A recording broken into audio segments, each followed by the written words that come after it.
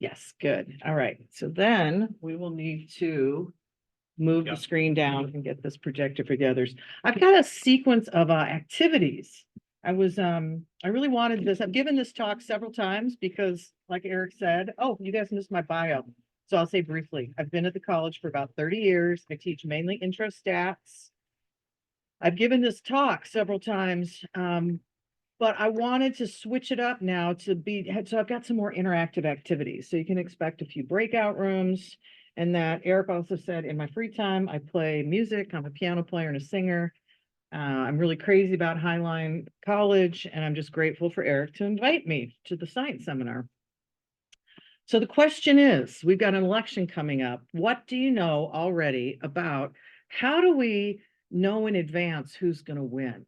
Like they do this thing called public opinion polling. How does that work? And we have two people that are here live, and they've both said they don't really know a whole lot. So I wanted to hear just a little bit from you. And I called out Lee first. Lee, do you want to try to unmute? Do you know anything about how do we pick a winner in election before we even have the election? Because you're going to be hearing a lot about that coming up. Lee, do you have any ideas? I heard about electoral vote. Electoral votes, yeah. Yeah. So yeah, so they vote for electoral. Yeah, so for yeah, I'm not so sure, but like they vote for electoral representative, and the representative will vote for the president. Yeah. Oh, is this Lee? You sound familiar. I wonder if you've been my student before. How about, let's see, let's move over to Jessica. Jessica, before the election even happens, we're going to get all sorts of stuff on the news about who's likely to win. Do you know anything about how do we know before the election and before the electoral college and all of that, who's likely to win? Any ideas?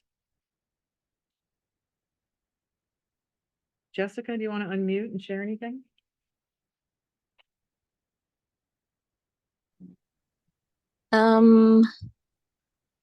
Not too sure, honestly. Sometimes it's dead wrong. Sometimes the polls are wrong. So that's what we call this polling. Yeah, and sometimes they're wrong, and we're going to talk about that. Let's see. Let's move over. I'm just going to kind of randomly go ahead. Chris, pick a number 1 through 10. 5. 5. 1, 2, 3, 4, 5. MB, you're up next. What do you know about anything around even before an election happens? You're going to see in the newspaper about who's likely to win in that. That's what the topic is today. Who's likely to win even before, like Lee says, the electoral college comes in. Do you have any ideas? Popular poll. Popular polls. What do you know about that? How those work? Anything?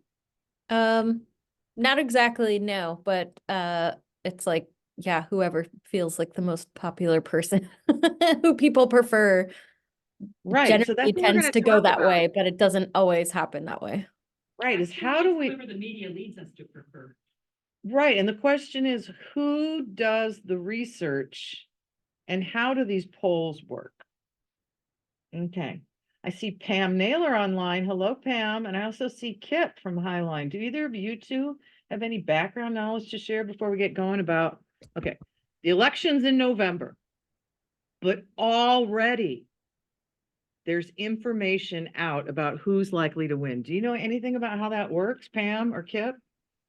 Pam in the chat says, don't they take a random 1,000 people and the questions can really sway how people respond? Yeah, we're going to talk about that. We're going to talk about that. They definitely talk to people. Can you hear me? We can hear you, Kip. What do you know? What about exit polling? I hear about exit polling, but that's like the day of, right? That's the day of. Right. Okay, so that is our topic now that we're kind of all on the same page. The election is in November. We're likely to have Joe Biden as the Democratic nominee, and then the Republican is either going to be Donald Trump or Nikki Haley. And already right now you can read about in the statewide primaries that they're having and caucuses, you can already read public opinion polls. Now we're going to play along, students and professors and staff. I've got an activity I would like you to do. Okay, So first off, I'm gonna have to be a little, I'm gonna put this into the, oh wait. Hold on, I got a whole lot of screens coming up. Yeah, and of course, it's broadcasting the other screen onto the projector. Okay, why is it doing, okay, so maybe, hold on just a second. I'm gonna stop share. And I'm gonna go in and I'm gonna put this link in the chat for everybody. Okay. And for those of you in the room, you've got a deck of cards. So I'm gonna try to make some points here. Some points, some big ideas.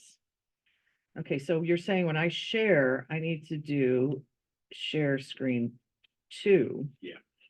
And move my thing over here. And move this back here. That's awesome. Point. Okay. All right. So here's the deal.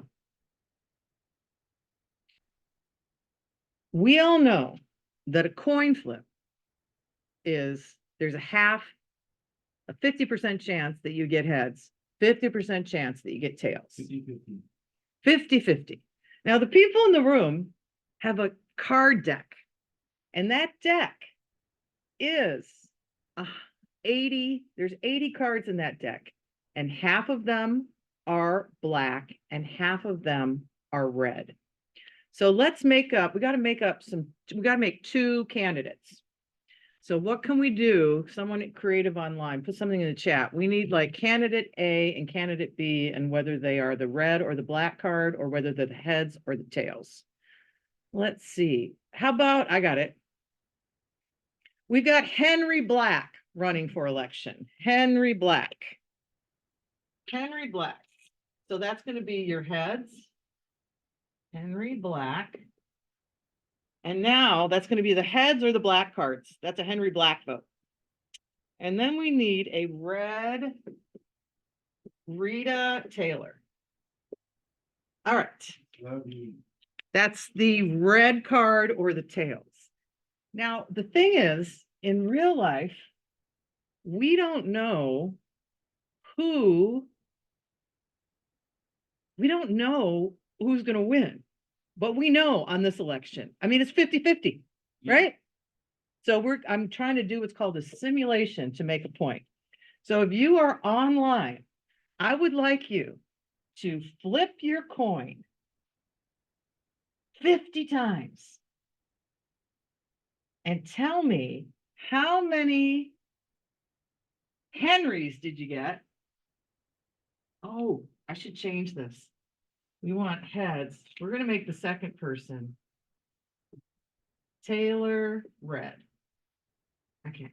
Nice. So, and I'm inventing this on my feet right now. Okay.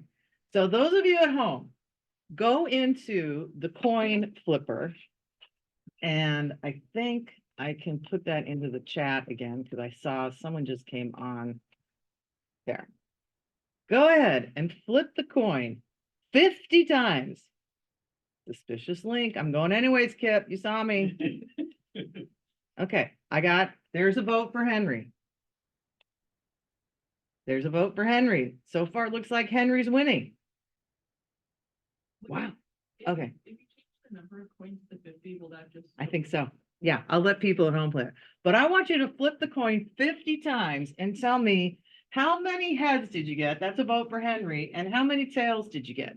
Now, if you're in the room, I'd like you to shuffle those cards and just pull off the top 50 and put them in 2 piles, red and black, and let's see the results. Let's see. You'll probably get more accuracy with the cards because the coins could have an even wear and tear on the inside. Oh my gosh, look at this. Spoilers, they're really. And what we want to see is we want to see your answer in the chat. Oh, Pam's already got it done. 22 height. Nice, not bad. Now, Pam, could you repost that with the names just so we can all kind of visually, so we don't have to like translate heads to Henry? We got that 22 for Henry Black and 28 for Taylor Red. Oh, that's cool.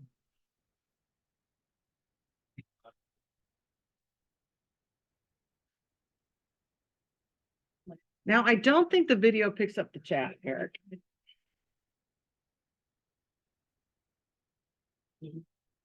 Right, But that's all right. that's okay.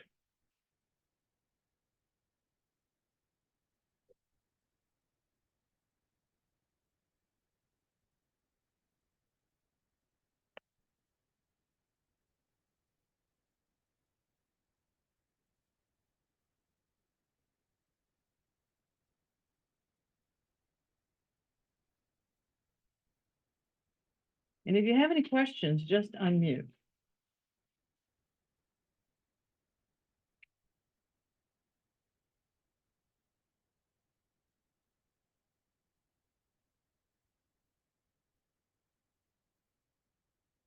Okay, so I got Pam's got 22 for Henry Black, 28 for Taylor Red. Yeah, I think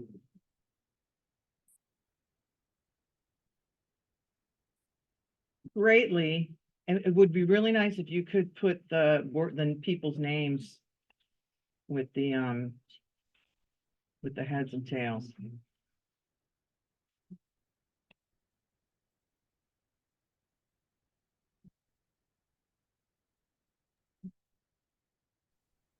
Is Blackheads? Yes. Black and Yes, red. because it's Henry Black, Black, okay. and Henry then Black tails says- is Taylor Red. and I had, believe I had 50 red. How many?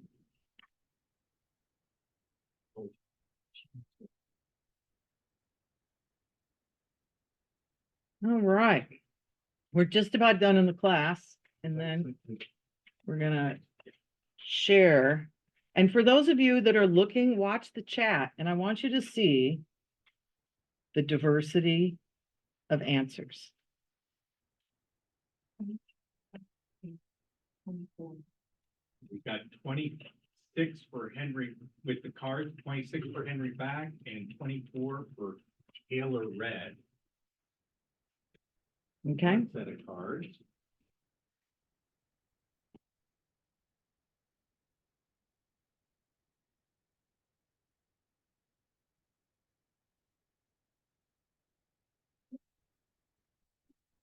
I got only for black, and for red, I got 1, 2.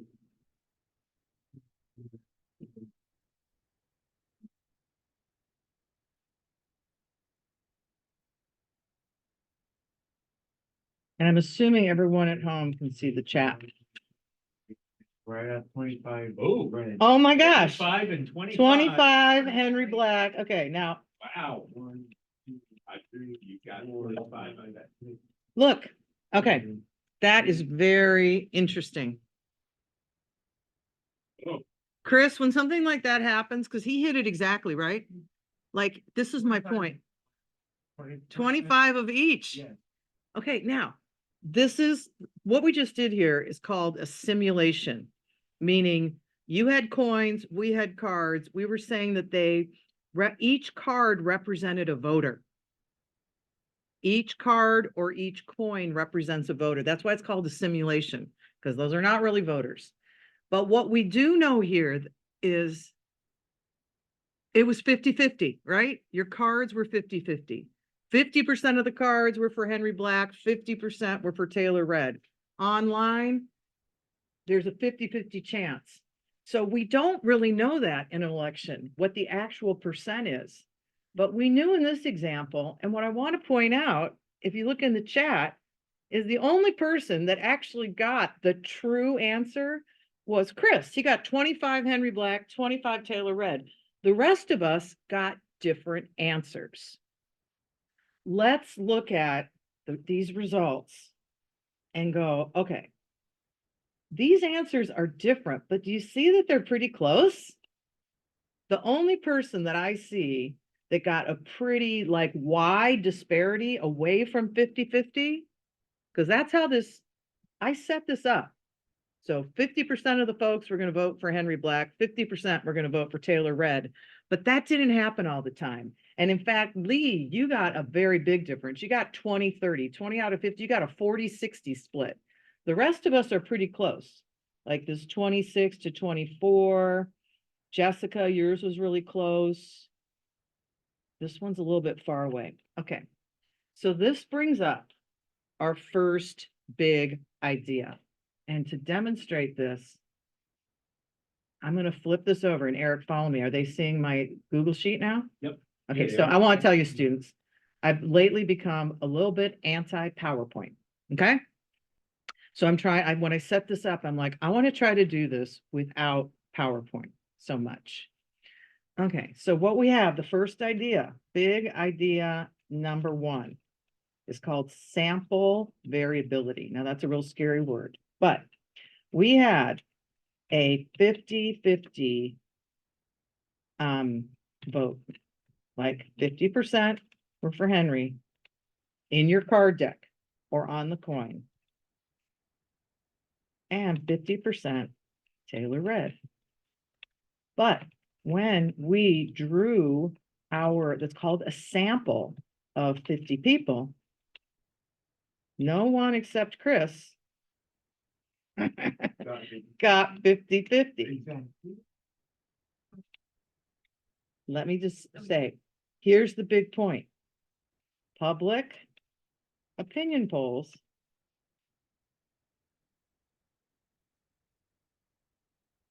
are not 100% accurate. That's the first thing to take away.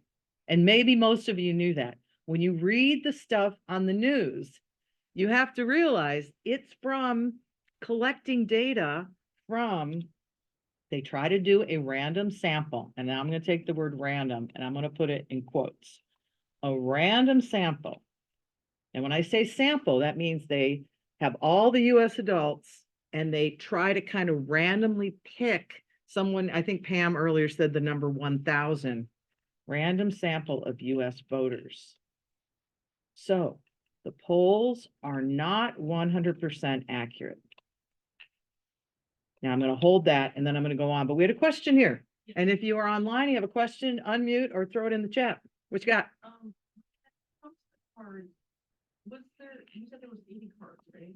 40 red, 40 black. Okay, that's what I was curious about. Is that the most central election, like because of how diverse, like every state is? Because certain states can earn like a certain number of points for the, like, president to get, you know. You're talking about the electoral college. Yeah. That's during the election. Yes. Yeah. Yeah. The focus here is, and let me show what I mean. And I have a link. People that haven't voted, ones that. Here is a website called Real Clear Politics that summarizes.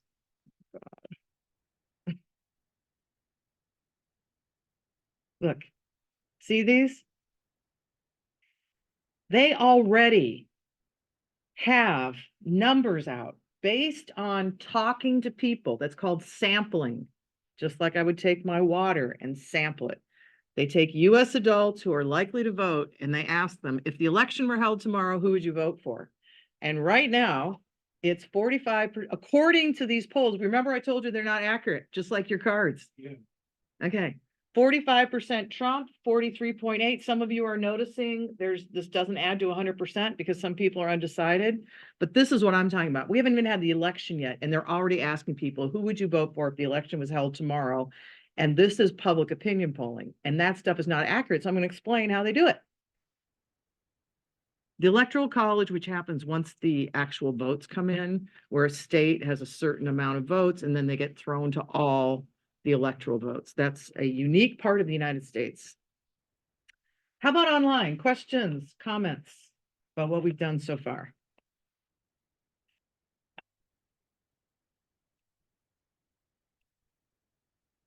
Then I'm going to show you a simulation again. This is like coin flips. Except I'm going to use this one to say, I want to make, I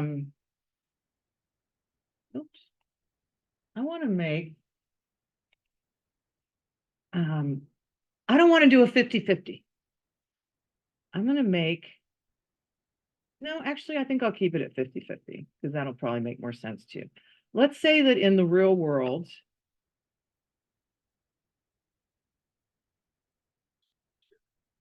Good, thank you.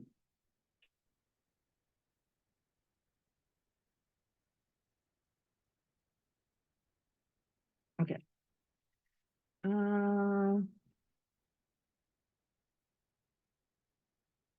This is an app that I have actually using in my stats class. It's called Stat Crunch. I'm going to go back. We're going to assume that we have a 50-50 election. Half the people would vote for this candidate, half for the other. Okay. I can do the simulation so it's even. I'm going to jump up to our 50. No, I'll do a sample of size. I'm going to jump up to 100, a little bit more than you did. So we've got all the people out there likely to vote, and I'm going to poll. Poll means I'm going to ask them, if the election was held tomorrow, who would you vote for? And I'm going to ask 100 people. I want you to watch what's in this blank. Look. And this only counts one. So let's assume that this is counting Taylor Red. Okay. So I ask 100 people, and it's out there in the real world. It's 50-50 for each candidate. I take a sample of 100 randomly selected, and 56% of them say Taylor Red. That's higher than 50%. This brings up this issue of sample variability. I want you to watch this number and see how often do we actually hit 50%. 44, pretty low. 51, that's close to true. So I'm doing multiple samples. 57, 41, wow. Now, Sorry, I'm just calling from the online folks. Are you sharing a different screen or are we looking at something different? Right now I just see the Crunch app screen. Okay, how about nothing. this? Thank you. Okay. So we've got a universe out in the real world where half the people are for one candidate and half for the other. And this number down here, I'm going to draw a sample of voters from here, and this is going to show me what percent would vote for Taylor Red. 46%. Wow, that's off. It's real. The real answer is 50%. 47%. 51. 54. These are different. This is kind of like you online and you in the room all doing your different thing. So what we really need to do is bump up our size of our sample. And so I'm going to actually jump. Pam, you said 1,000. The real, the best is to go with about 1,500 people. So I want you to start focusing on this. We want to know, who would people vote for? We need to find US adults who are likely to vote. We need to ask them, if the election was held tomorrow, who would you vote for? And it's got to be kind of random. And later on, I'm going to ask you to think about, how do we do this in Washington State? What you're going to see is when I bump it up to 1,500, not 40, not 100, but 1,500, imagine with this huge deck of cards. Oh my God. You're going to see that it would. You're going to see that this number gets really close to 50%. 0.502, 0.476, 0.49. This is the theory. You need about 1,500 people. And then when you do your simulation, you're going to get close to 50%. Remember Lee, she got as low as she got 2, 20, and 30, which is 60-40 or 40-60. Okay, now I want you to start watching this picture. I'm just going to keep putting those numbers. In fact, why don't I just do it 5 times, 10 times, 15? You're building a skyscraper. I know. Okay. Look at how close the samples are. Some of you may know something called a bell curve or a normal curve, but this is a high level of accuracy. In fact, by doing this sampling, I can see that the average is 50%, which is true. So the deal is, if you just do one poll and ask some people what they think, that answer, that result is not going to be accurate. And I want you to think anytime that you read a number in the paper about what percent of people are going to vote for which candidate, that number is not accurate. So that's my second point. The first was samples are variable. They're not 100% accurate. You need at least a sample of 1,500 so that you get some consistency. See, these are all coming in around 50%. But now I want to show you the next thing that we do. Why did I lose my...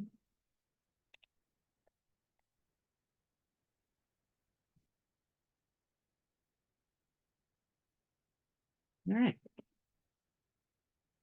So the next thing that I want to talk about is something called a margin of error. All right, so let's unmute, raise your hand, put it in the chat. Who's ever heard of that idea?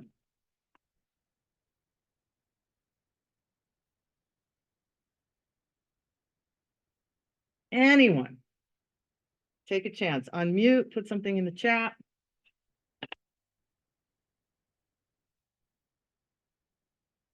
I think Pam says, me. What do you know, Pam? Unmute. What do you know about margin of error? Just that, I mean, if it says plus or minus 3 and let's say our thing was at 47% polling, it's like, okay, like it could either break even or it could go down to 44. So it's like, I Okay, don't know. that's exactly right. Yeah. All right.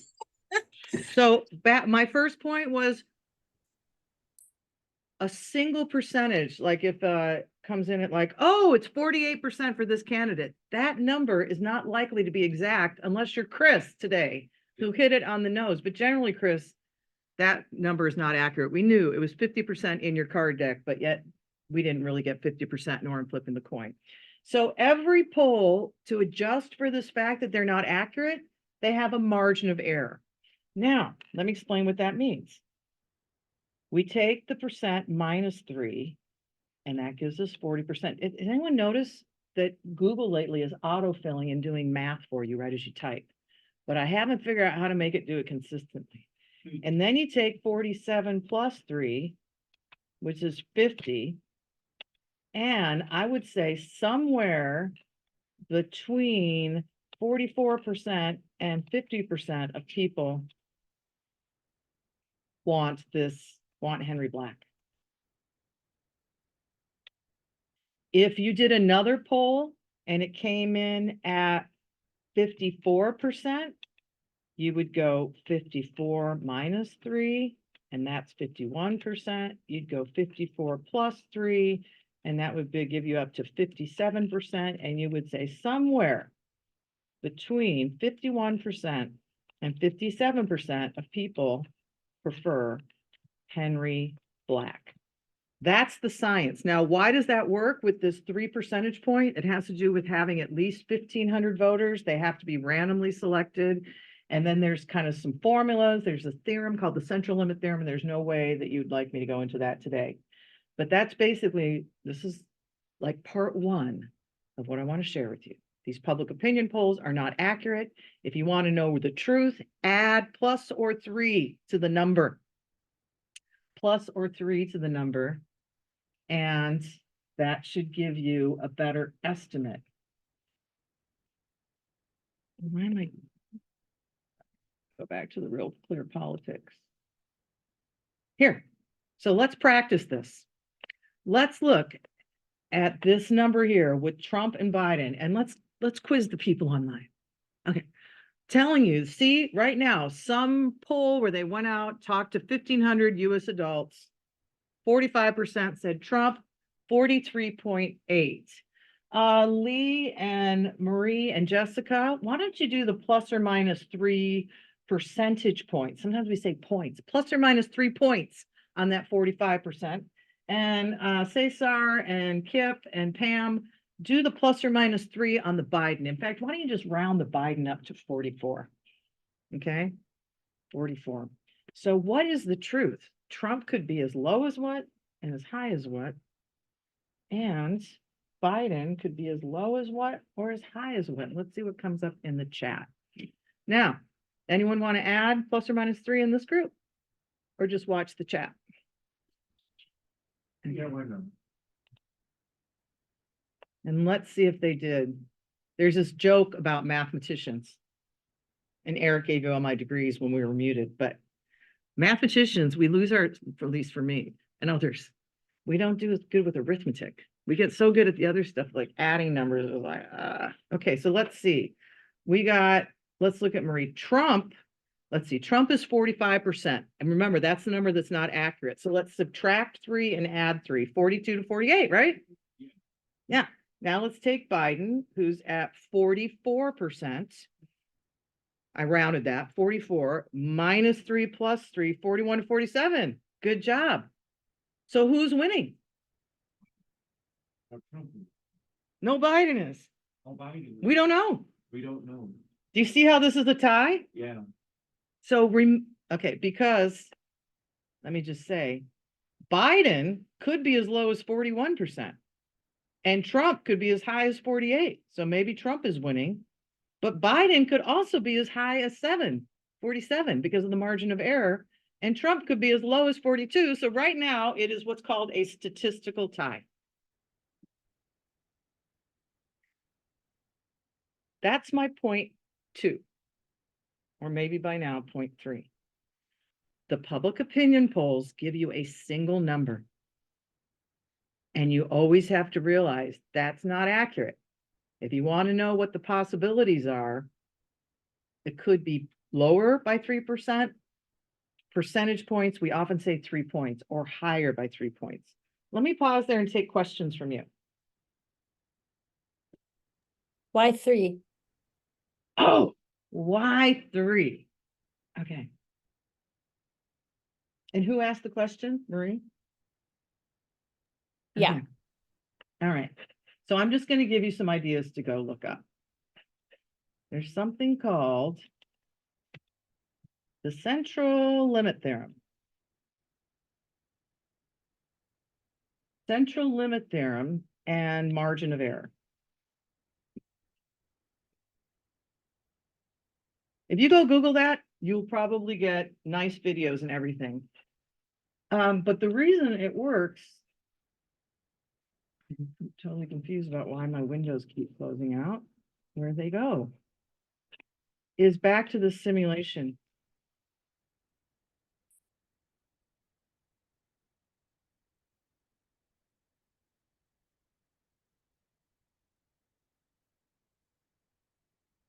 If I have a small sample, like let's do our cards, we took 40.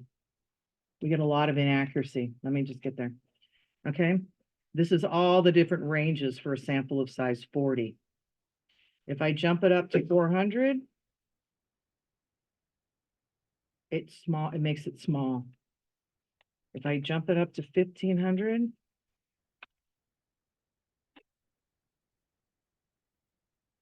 it makes it really small. So the deal is that number 1500 is the way that you can guarantee that all of the different polls you do are going to be within 3 points of each other. Kind of. I'm waving my hands a little bit there. But it makes like there's something called the law of large numbers. When you have lots and lots of data, the sample that you take is closer to the truth, which is like in our case, 50%. So that results in this thing. If you can bump it up to 1500, this number here, if you multiply it by 2, it's going to be within 3 points. So it has to do with accuracy with lots of data. And so you can check that out. Other questions? 2 standard deviations. 2 standard deviations times the standard deviation. I mean, 2 times the standard deviation. It's double this. Yeah. Yeah. And if I only have like 100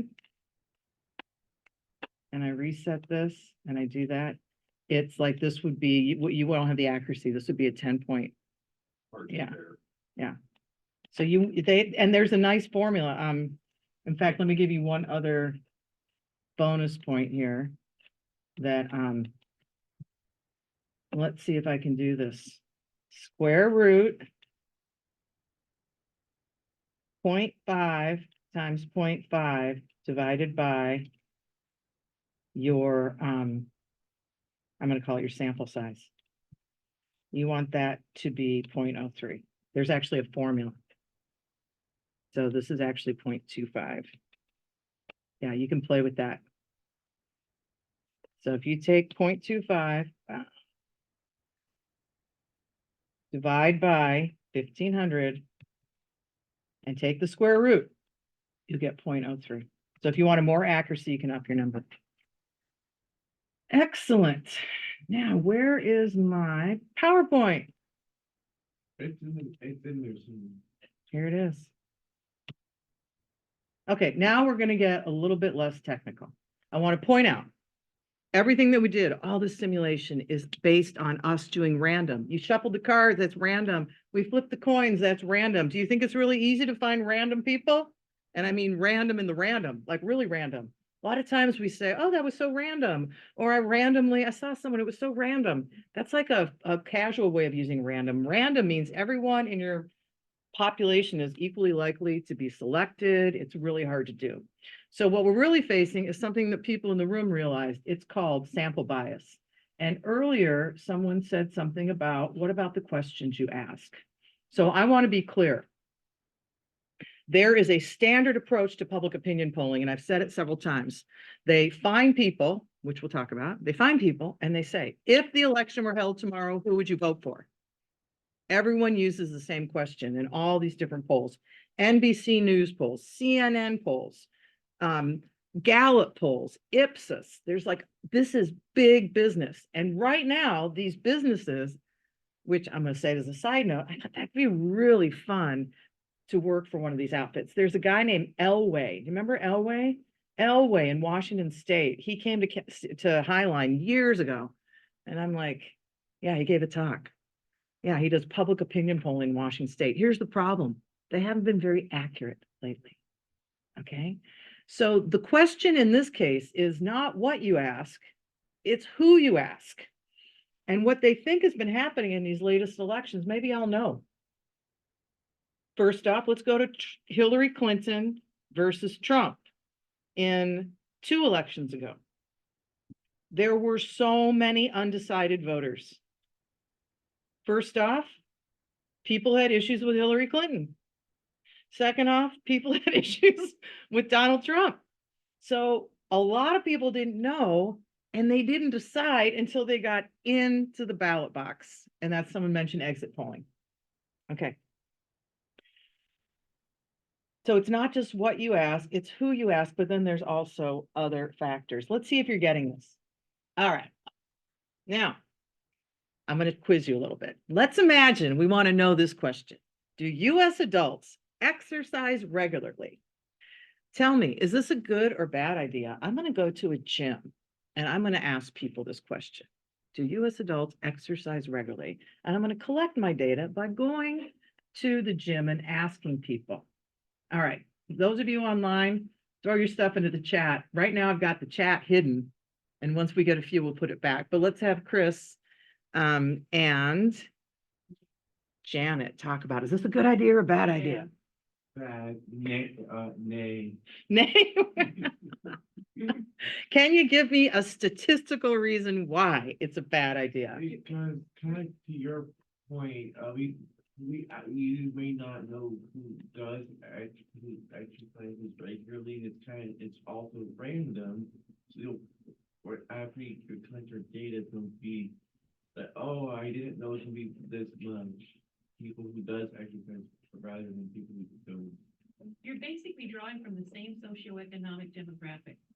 You gotta have a wider spread than that. You gotta have a wider If spread. you You run do. this poll in Western Washington, what you're gonna get is diametrically different than in Eastern Washington because of the socioeconomic demographic. Yeah.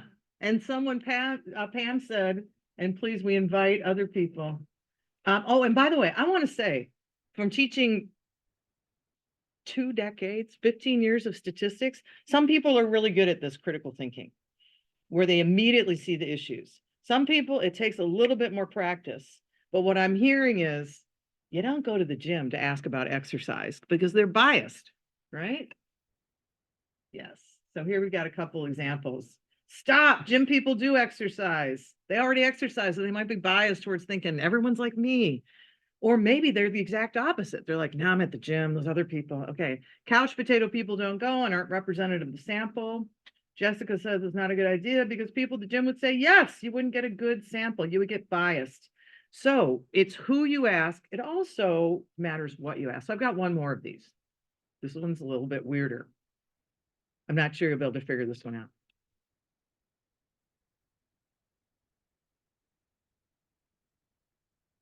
I want to know, what is the most popular type of pet in the United States? So I'm going to go ask people in a nail salon. Not really dealing with the subject of the. Okay, so we got a variety, but we are, okay, how about online? So we're thinking like not a good idea, but I had a very specific kind of bias when I thought about this. So you walk into a nail salon, and let's even say that there's a big nail salon in Ballard. My God, on the weekends, there might be like 20 people. I walk in, I'm going, okay, I'm going to go every fifth person. 1, 2, 3, 4, 5. Hey, what type of pet do you have? 1, 2, 3, 4, 5. Hey, what type of pet do you have? 1, 2, 3, 4, 5. Hey, what type of pet do you have? And I'm going to use that data to make a judgment about all people in the United States. What's wrong with that? Is that a good idea or a bad idea? So far in the room, we're saying bad idea. Dang. I wouldn't do it. What do you think they're going to say in the nail salon, Chris? It would be like, why are you asking this? It's just fucking my fault. Like, why are you asking me this? It's like, and why are you counting every fifth person? Actually, counting every fifth person is kind of a good way to get kind of a random sample. No, I know, but you're like, what? Okay, so I'm in a typical nail salon. Who's in a nail salon, gender-wise? Women. What do women prefer for pets? Not anacondas. Not anacondas. Yeah, women and pet preference can have a lot of gender, like our gender influences our pet preference. So if you really want to get a sample of people in the United States, I would not go to a nail salon to collect my data because they tend to be women in the nail salon, and women are disproportionately gonna, I don't want to be sexist. It's not, it's true. They prefer cats at higher rates. They're not reptiles, mice. Okay, rats. Now, why am I going here? Because the hardest part of doing statistics is collecting the data well. When I teach my class and the students are like, oh my gosh, it's math. After a while, they start to realize the math and the formula is the easy part. Once you have your data, like there's standard approaches to organizing your data and analyzing your data. The hard part is collecting the data. So let's see what you come up with. All right.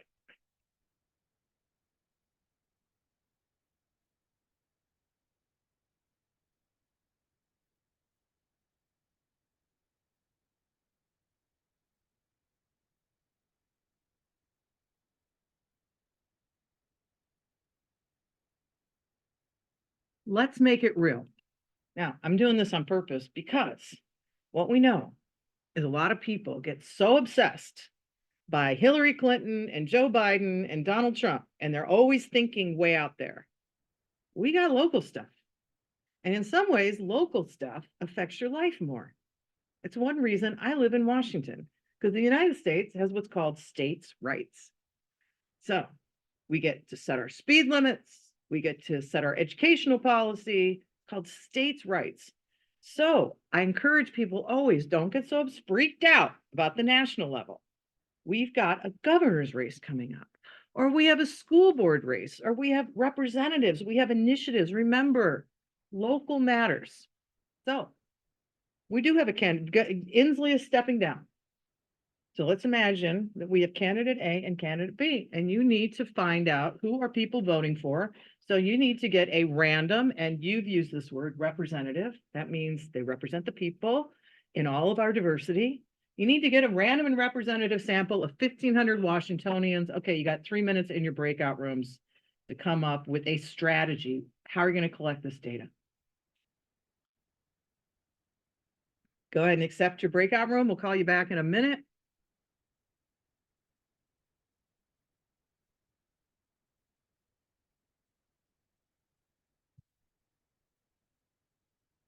We got a couple people, good. Okay, why don't you have the discussion? We need 1,500 people, random representative for the whole state of Washington. How would you propose doing it? So what we have to do is eliminate as many of the random variables as we can. Eastern Washington is predominantly very residential. Western Washington is predominantly residential. So ideally, you're gonna split up 750 for Eastern Washington, 750 for Western Washington. So you've eliminated one of the random variables. Then you need to look at population centers, the urban centers, which are gonna vote one way because they're typically either very much lower income or very much higher income. You've got the suburban centers, which tend to be more of median income. And then you've got the outlying rural areas. So you've got to do that basic breakdown of 750 and 750. And then those three breakdowns among those and get an equal sample of all of those if we're talking about the relationship of the state. You've eliminated as many of the random socioeconomic demographic areas. So you're saying location Location. and then location, income bracket. Location and income bracket. I would say So- education often is a big and thing. education. That's You know, right. and that, Janet, that's called stratifying. You create your, yeah, then when folks come back, let's definitely share that. And then by the time you have 750, you get your education levels, you get your income levels, you have all these little cells, Mhm. and maybe you've got room for what? 25 in each cell? And there again. And then how are you gonna get those? Going back to the educational level, typically, people who've got a four-year degree are not going to become migrant farm workers. They're going to, again, tend to gravitate back to the urban, higher earning areas. Goes back possibly to location again. To location. They're not going to choose to live on a farm. in Right, but then, Milwaukee so let me and go- say, how are you ultimately gonna reach these people? You're going to have to send people out into the field to canvass them. So many do not have email, don't have email account. Some may have phones. Others may be distrustful. You're going to do an eyeball to eyeball with some of these more rural, less educated folks so that they feel they can give you an answer. They're going to say, none of your business, click. See. I would also say, I don't know, I think Chris's head's about to explode. I'm just thinking about all of this, like, you know, you're like 750, 750, and with all the other stuff, I think that's interesting. It is, it's a real challenge. You also gotta make sure people that you're questioning are actually gonna be voting. Because there's a possibility that, Never know. yeah, that people say like, oh, I'll be voting for this person, but they don't even vote because they just. And even to the way the question is phrased, are you gonna vote Democrat or Republican? Are you gonna vote for? No, Joe? that's why they have this standard question. If the election were held tomorrow, who would you vote for? Oh. I hope everyone's using that standard question. That's what they're supposed to be. All right, we had some good conversations. We still got MB and Pam in the breakout room. They got about 30 seconds. We're gonna ask someone, I don't know, from Cesar, Jessica, Kip, and Lee. Did you come up with any plan? How would you propose that we actually find 1,500 people in Washington that are random and representative? Anyone want to unmute? Okay. So Pam, oh, Cesar, that's very interesting, through the colleges. So Pam had this idea of which similar to what Janet said. Now, can everyone hear Janet? You want to speak up and see if they can hear you? Did everyone hear me? Can we get at least one thumb up from the? Can you hear Janet? Sort of. okay? It's kind of faint. She can Yeah. move closer to the microphone. That's better. You know, what's weird is I think I'm farther away. Yeah. Than, It's okay, so I'm gonna share Janet's idea. She's like, cut the state in half. We got east side, west side. You give 750 people from the east side, 750 from the west side. But then within that, and this is called stratification, which is actually what people do. You cut it up by income level, maybe education level. Cesar, you mentioned something about colleges. And so you create these like groupings that you think matter to an election. And I'm telling you, gender matters. People vote, gender matters. It makes a difference. There's a correlation between gender and which direction. There's also a correlation between education level and who people tend to vote for governor, and for president and for other things. And then you said income level can also influence. So there's a lot of factors. So you can try to like create these groupings. So you might have, for example, someone on the east side of the state with a high level of education and a medium income. But then you got to go find those people. So what other ideas did you have about how to solve this most troubling problem in public opinion polling? Anyone else want to unmute?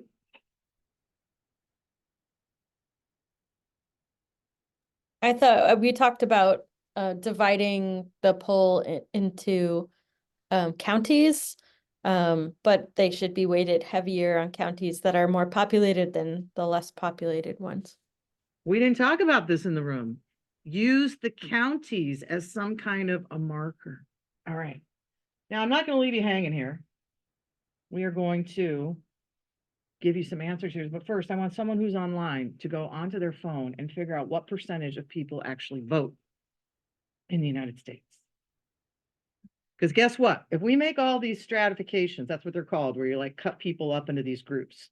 It's like stratified rock. You get these strata. Oh, by the way, geology is my second favorite field, and I've done some teaching with Eric. If you're also looking at statistics of how many people don't vote, you don't know if that's true or not because you don't know. So it's like you're going down to a statistic. Yeah, so we've got this statistic about who votes, but what if that statistic is inaccurate? Although we do, it's pretty accurate because it's not it's collected, not talking to people. They know who votes because they know who shows up and fills out a ballot. See, we've got registered voters, and then we got the real voters. Can anyone find that for me? Because it's pretty slow. It's a pretty low amount. In fact, some countries will give you a fine if you don't vote. Did you know that? They'll fine you if you don't vote. And this is my personal opinion, but I think it's too low. The percentage of people that vote in the United States, it's way too low, given what should be. But anyways, I say this because when we create these groups that we're going to go sample from on income, on all these things, if you don't vote, we don't care about you. And you know who's not voting, people? Young people. So far, we might have a little bit of a shift with our new generation. But when you're looking at these public opinion polls, they are overrepresented with older people because that's who votes. So you might say, none of my friends feel this way. Well, you're not getting counted because they're not polling you. 66%, according to KIP, for the 2020, 66% of registered voters voted. I thought it's higher than I thought too. Thank you, Kip. Okay, let's go into a few more details. So when they want, we talked about, this is called sampling methods, super fancy. How are they going to pick their sample? You got the whole population, you need to pick your 1,500 random representative. They look at who votes. They also try to when they do public opinion polling, they're only interested in likely voters. So they will tend to ask you, did you vote in the last election? And if you say yes, then they're going to count your opinion a little bit stronger than someone says, oh, I'm a registered voter, but I haven't voted. Now, how do they actually talk to people? No one mentioned that.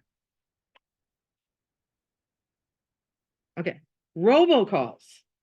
So I'm jumping a little bit here, but I'm also sensitive to the time. First off, we have this problem of who do you ask? And I keep making the square with my hand. We call that the sampling frame. Eastern, Western Washington, income level. All right, I've got what are called my strata. Now I need to go find some people that are middle income, highly educated in Spokane. Okay. How do I find them? From the registered voting list, probably randomly sampled. They go down the list. If you can give me a list, I can pick randomly from that list. So you might get a robocall. Anyone got a robocall recently? I get them all the time. Okay. That's generally how they do it. They don't go out in the public to the nail salons. They generally do telephone calling. And it used to be a real problem because your cell phones were not registered the way landlines. So they tended to use landlines.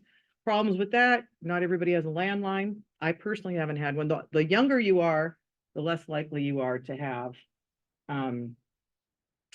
a landline. So now the cell phones numbers are in there. So you might get a robocall, but then someone brought up MB, great point.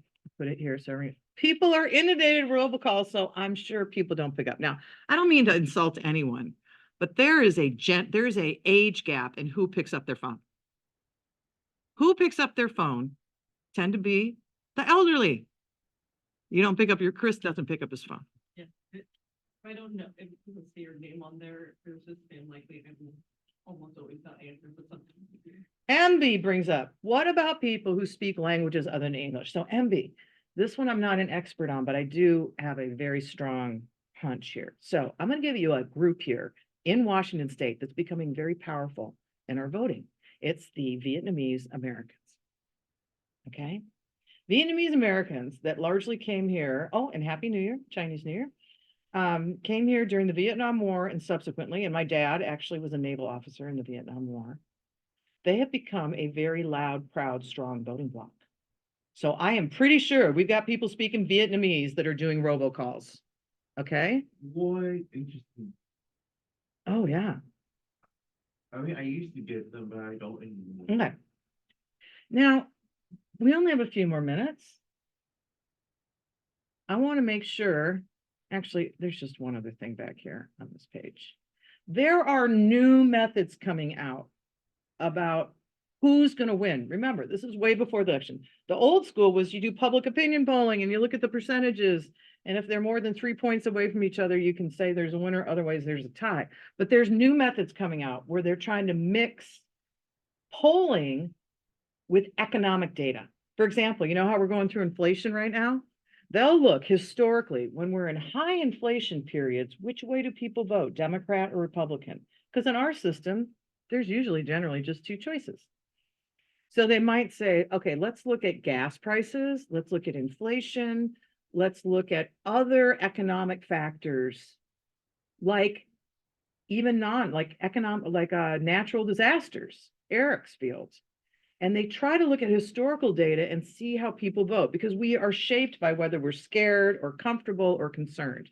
So there's a whole bunch of stuff coming out about new methods to predict the winner. I'm not sure they're going to be super popular because they're complicated. Right now, it's simple. Ask people this percent, that percent.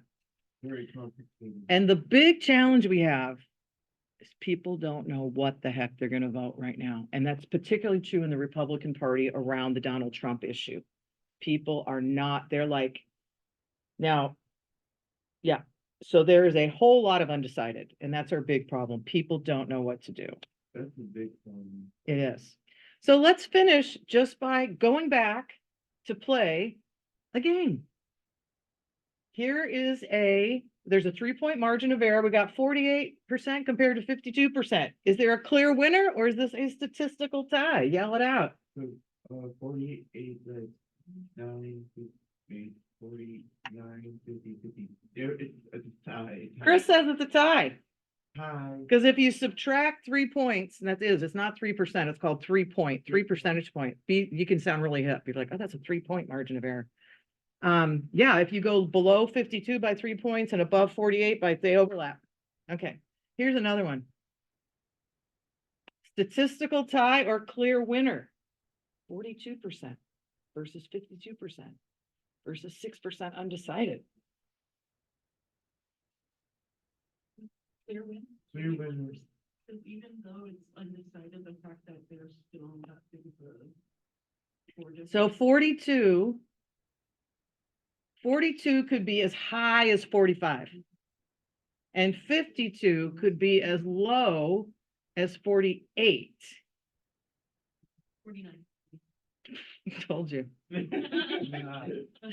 42 42 could be as high as 45. 52 could be as low as 49.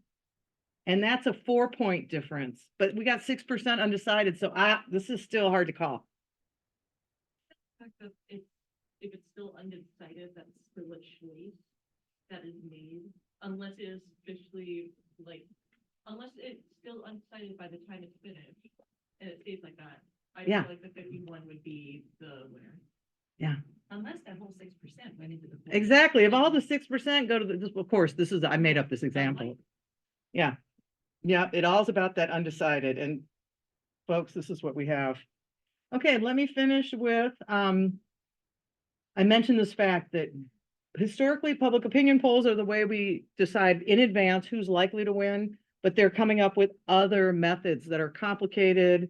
And this is big freaking business. This is big business. And the pollsters, oh my gosh, now when you see them on TV, you're going to think of me and think about, because they are under fire because they've been messing up, because it's really hard. People are not telling the truth. They're undecided. They get into the ballot box and go, boom. Okay.